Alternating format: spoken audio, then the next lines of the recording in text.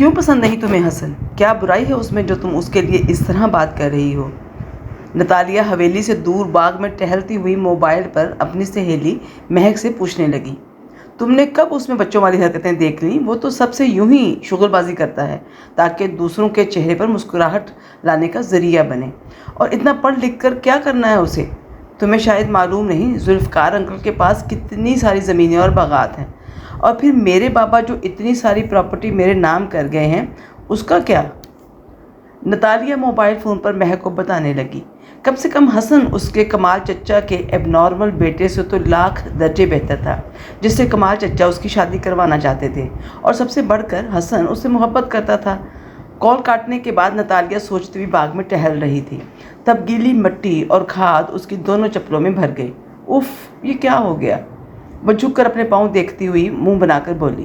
تبھی وہاں ڈرائیور آ کر اس سے واپس حویلی چلنے کے بارے میں پوچھنے لگا۔ نظر نہیں آ رہا تمہیں؟ سارے پاؤں گندے ہو چکے ہیں میرے۔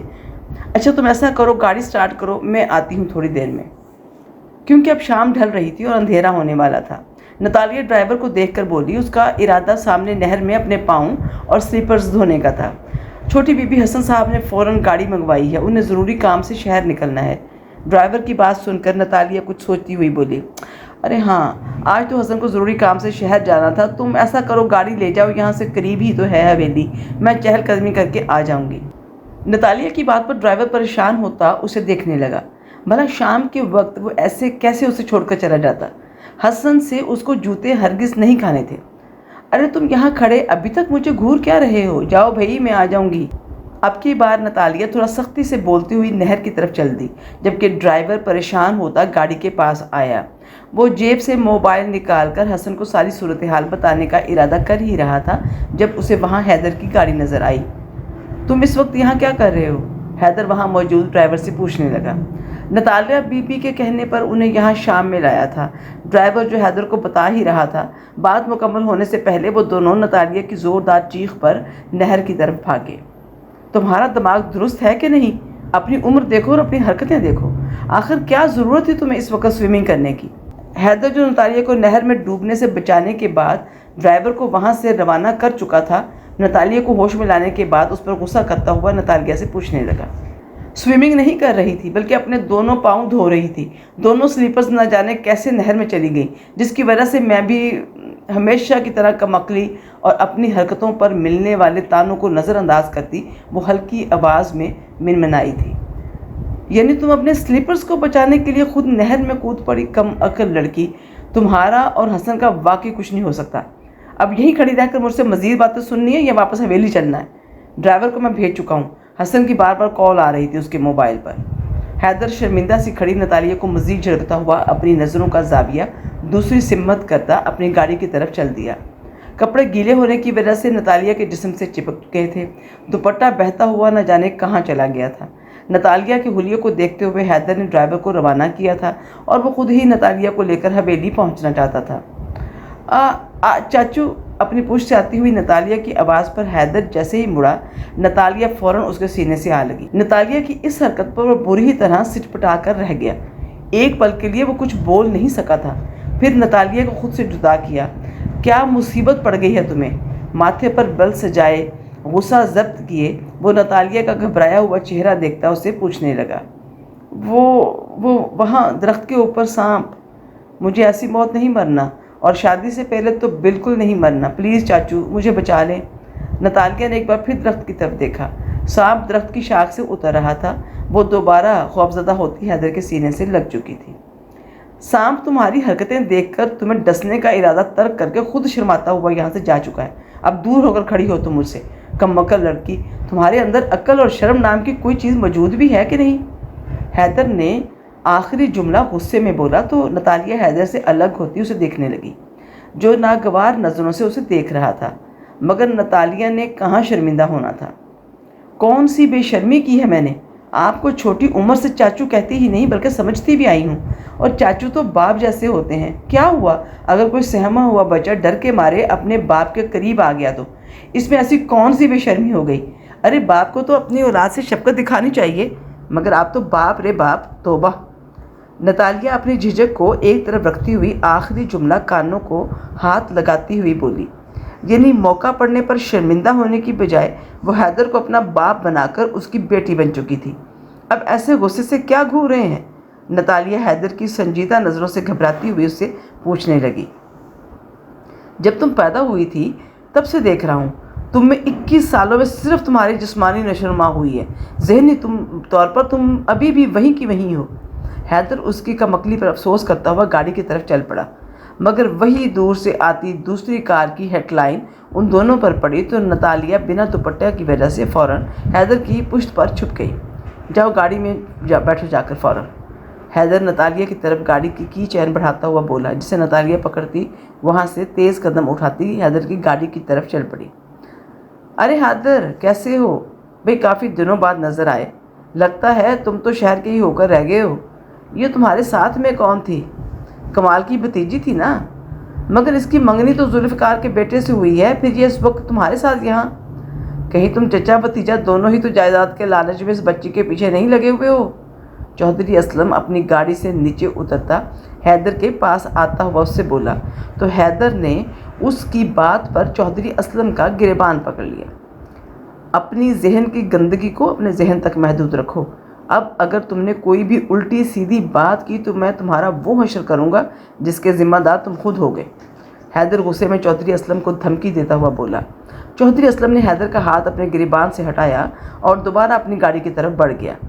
حیدر اچھی طرح جانتا تھا اب یہ بات کل تک کمال کے کانوں تک پہنچ جائے گی، کیونکہ چودھری اسلم کمال کا کافی اچھا دوست تھا، مگر حیدر کو اس بات کی پرواہ نہیں تھی۔ وہ لاپرواہ انداز میں سر جھٹکتا ہوا خود بھی اپنی گاڑی کی طرف بڑھ گیا۔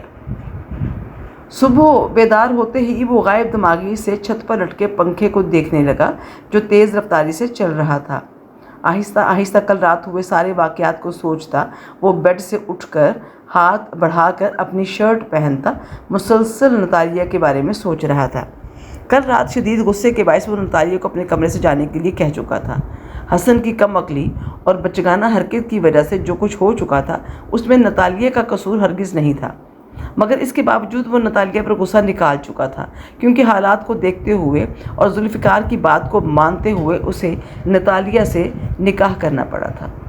اگر وہ نتالیہ سے نکاح کے لیے حامی نہیں بھرتا تو نتالیہ کا چچا کمال موقع کا فائدہ اٹھا کر نتالیہ کو اپنے ساتھ لے جاتا، اور ایسا ذوالفقار نہیں چاہتے تھے، مگر شوق اسے اس وقت وہاں تمام باراتیوں کے ساتھ لگا جب نتالیہ نے شادی کی محفل میں اپنے چچا کے سامنے حیدر سے شادی کرنے کے لیے خود اپنے منہ سے کہا۔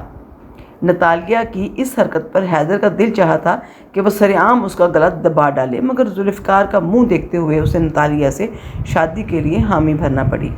وہ اپنی شرٹ کے بٹن بند کرتا ہوا کچن کی طرف آیا تاکہ اپنے لیے ناشتہ بنا سکے۔ وہیں اسے لاؤنج میں موجود LED کی آواز نے اپنی طرف متوجہ کیا۔ ذرا سا لاؤنج میں جھانک کر دیکھا تو نتالیہ مارننگ شو دیکھتی ہوئی بے فکر انداز میں صوفے کے اوپر پاؤں رکھے آلتی پالتی مار کر بیٹھی ہوئی ناشتے میں مگن تھی۔ اس کے انداز سے محسوس ہو رہا تھا اسے حسن سے شادی نہ ہونے کا نہ تو کوئی غم تھا، بلکہ کل رات اپنی زندگی میں ہنگامہ خیز شادی پر بھی اسے کوئی خاص شوق نہیں لگا تھا۔ وہ حیدر کو بالکل نارمل لگ رہی تھی۔ حیدر اس الہڑ دوشیزہ کی لاپرواہی اور بے فکر طبیعت پر تعجب کرتا ہوا کچن کی طرف بڑھ گیا۔ نتالیہ شاید ان لوگوں میں سے تھی جو زندگی میں ٹینشن نہیں لیتے بلکہ اپنی ٹینشن بھی دوسروں کے سر دے دیا کرتے تھے۔ حیدر اس کے بارے میں رائے قائم کرتا ہوا کچن میں آیا ہی تھا، مگر دوسرے ہی پل کچن کی ابتر حالت دیکھ کر وہ ٹینشن میں آ چکا تھا۔ نتالیہ فوراً یہاں آؤ۔ حیدر کچن کی حالت پر غصے میں گلا پھاڑ کر چیختا ہوا اسے بلانے لگا۔ کیا مسئلہ ہو گیا؟ آپ نے خود ہی تو کہا تھا کہ شکل مت دکھانا مجھے اس گھر میں رہتے ہوئے، اور صبح ہوتے ہی میرے نام کی بانسری بجانا شروع کر دیا آپ نے۔ آخر اتنے کنفیوز کیوں ہیں آپ چاچو؟ نتالیہ کچن کے دروازے پر کھڑی کمر پر دونوں ہاتھ رکھے حیدر سے پوچھنے لگی۔ واٹ چاچو؟ کل تم نے 800 سے زائد افراد کے سامنے مجھ سے خود اپنے منہ سے شادی کرنے کا اعلان کیا۔ چاچو کہاں سے آ گیا میں تمہارا؟ وہ کچن کی حالت بھول کر لفظ چاچو پر بری طرح تل ملاتا ہوا نتالیہ کو غصے بھرے لہجے میں بولا۔ ہاں تو کیا تھا اعلان، میں کب انکار کر رہی ہوں، مگر آپ شاید بھول رہے ہیں کہ کل رات کیا آپ نے مجھے اپنی بیوی کے طور پر ایکسیپٹ کیا تھا؟ اس لحاظ سے آپ ابھی تک چاچو ہی ہیں، نتالیہ حیدر کو جتاتی ہوئی بولی تو اس کے ماتھے کے بل غائب ہوئے، مگر وہ اپنے اور اس کے رشتے کو ایک سائڈ پر رکھتا کچن کی حالت پر دوبارہ متوجہ ہوا۔ یہ کیا کھانا خراب کیا ہے تم نے کچن کا؟ وہ شکن زدہ پیشانی کے ساتھ نتالیہ کو گھورتا ہوا اسے پوچھنے لگا۔ ناشتہ بنایا تھا اپنے لیے، کل پارلر جانے سے پہلے کا کھانا کھایا ہوا تھا، اب آپ کے بھتیجے کی بے وفائی کا غم خالی پیٹ تو منانے سے رہی۔ نتالیہ کندھے اچکا کر بولتی ہوئی واپس کچن سے جانے لگی، تبھی حیدر کی گرجدار آواز پر ایک دم اس کے قدم رکے۔ میں حرام کا پیسہ نہیں کماتا جو تم نے اتنا سارا رزق ضائع کیا ہے۔ جلے ہوئے 6 ٹوسٹ، ٹوٹے ہوئے انڈے اور چولہے پر بہتے ہوئے دودھ کو دیکھتا ہوا حیدر اسے بولا تو اس کے بولنے پر نتالیہ مڑ کر حیدر کو دیکھنے لگی۔ اوہ، میں بھول گئی تھی کہ یہ نکاح ہم دونوں کے بیچ مجبوری میں ہوا ہے، اس لحاظ سے میں آپ کی ذمہ داری نہیں ہوں، نہ ہی آپ کی چیزوں پر کوئی حق رکھتی ہوں۔ میرے لیے یہی بہت ہے کہ آپ نے پروٹیکشن کے طور پر مجھے اپنے گھر یہاں رہنے کی اجازت دے دی ہے۔ آگے سے میں آپ کی چیزیں استعمال نہیں کروں گی، اس بات کا خیال رکھوں گی، نتالیہ حیدر کو دیکھ کر جتانے والے انداز میں بولی۔ اس کی بات سن کر حیدر کی پیشانی کے بلوں میں مزید اضافہ ہو گیا۔ زیادہ فضول بکواس کرنے کی ضرورت نہیں ہے میرے سامنے، میں حیدر ہوں، حسن نہیں، جسے جب دل چاہا جو منہ میں آئے تم بول دو، آئندہ خیال رکھنا۔ وہ انگلی اٹھا کر غصے میں نتالیہ کو تنبیہ کرتا ہوا بولا تو نتالیہ اس کی بات سن کر بنا کچھ بولے خاموشی سے واپس جانے کو مڑی۔ ٹھہرو، واپس آؤ کچن میں اور کچن کی صفائی کر کے جاؤ تاکہ میں اپنے لیے ناشتہ تیار کر سکوں۔ سنک میں پڑے جھوٹے برتنوں کو دیکھ کر حیدر نتالیہ کو ٹوکتا ہوا بولا۔ وہ بو بناتی ہوئی کچن میں آ کر برتن دھونے لگی، جبکہ حیدر آفس کی طرف سے لیو ہونے کے باوجود آفس جانے کی تیاری کرنے لگا، کیونکہ وہ گھر میں رہ کر نتالیہ کی شکل دیکھتا تو نتالیہ کی حرکتوں میں اس کا مزید خون کھولتا۔